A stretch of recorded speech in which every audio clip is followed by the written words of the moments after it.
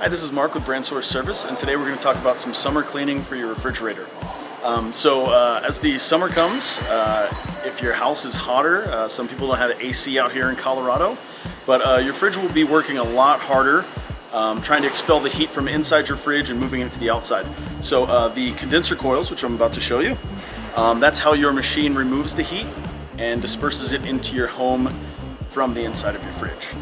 So this is an example of a very dirty condenser coil. And this is one from our used department. Pet hair and dust and all types of stuff will get stuck in there. And you can buy a coil brush from a hardware store or an appliance factory parts. Want to basically brush that in tandem with a vacuum.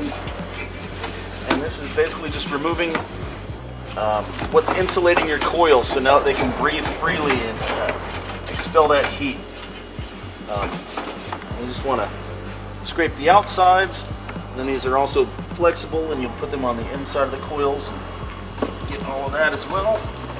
Condensed air cans will help, and also a vacuum cleaner. You just get as much out of there as you can.